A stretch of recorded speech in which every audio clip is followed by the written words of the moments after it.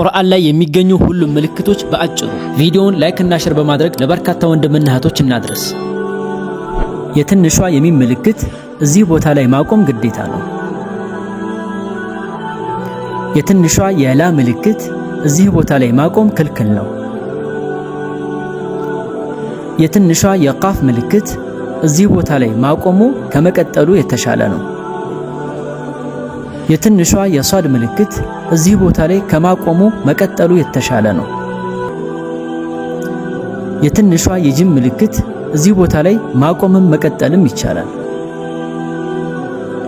ሁለቱ ባለ 3 ነጥቦች ከሁለቱ አንደኛው ላይ ማቆም ይቻላል፣ ሁለቱም ላይ ግን ማቆም አይቻልም።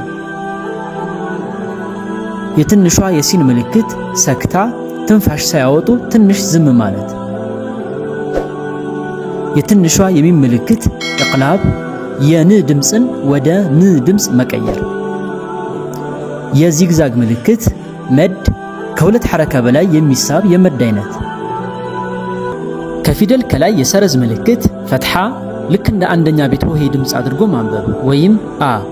ከፊደል ከላይ የትንሿ የዋው ምልክት ضማ ልክ እንደ ሁለተኛ ቤት ድምፅ አድርጎ ማንበብ ወይም ኡ።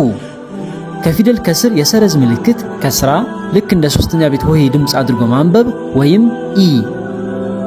ሁለት ፈትሐ ወይም ፈትሐተይን ፈትሐ ላይ ን የሚል ድምፅ መጨመር።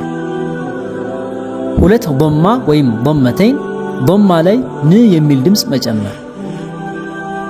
ሁለት ከስራ ወይም ከስረተይን ከስራ ላይ ን የሚል ድምፅ መጨመር።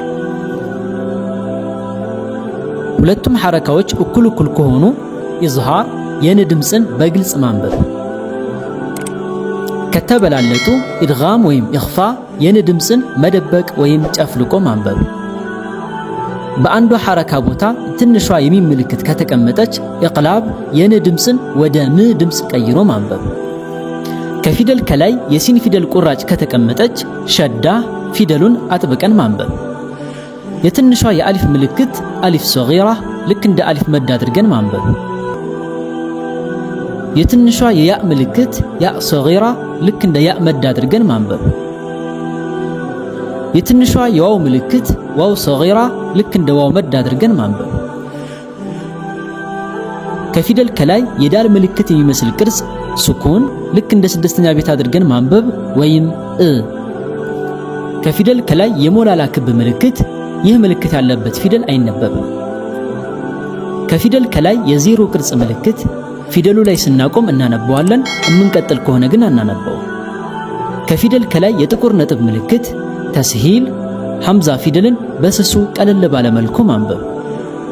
ከአሊፍ ከላይ የሷድ ቁራጭ ምልክት ሐምዘተል ወስል የቃል መጀመሪያ ላይ ሲመጣ የሚነበብ የቃል መካከል ላይ ሲመጣ ግን የማይነበብ የሐምዛ አይነት። ከሷድ ከላይ የትንሿ የሲን ምልክት በሷድ ሳይሆን በሲን ፊደል ማንበብ። ትንሿ የኑን ምልክት ኑን ፊደል እንዳለ አድርጎ የኑን ድምፅን ማንበብ። ከፊደል ከታች የአራት ማዕዘን ምልክት ኢማላ የፊደሉን ድምፅ ወደ አምስተኛ ቤት ሆሄ ቀይሮ ማንበብ ወይም ሬ።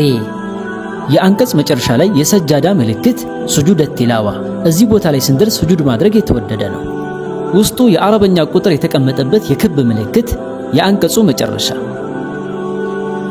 ሱሙን የጁዙ 1/8ኛው ላይ ስንደርስ የምናገኘው ምልክት። ሩቡዕ የጁዙ 1/4ኛ ላይ ስንደርስ የምናገኘው ምልክት። ሒዝብ የጁዙ 1/2ኛ ላይ ወይም ግማሽ ላይ ስንደርስ የምናገኘው ምልክት። ጁዝ የጁዙ መጨረሻ ላይ የምናገኘው ምልክት። በስተመጨረሻም በእነዚህ ምልክቶች ዙሪያ ተጨማሪ ማብራሪያዎችን ከፈለጋችሁ እነዚህን ቪዲዮዎች እንድታዩዋቸው ጋብዛለሁ። ቪዲዮውን ላይክ እና ሼር በማድረግ ለበርካታ ወንድምና እህቶች እንዲዳረስ በማድረግ እናንተም የአጅሩ ተካፋይ መሆን ትችላላችሁ።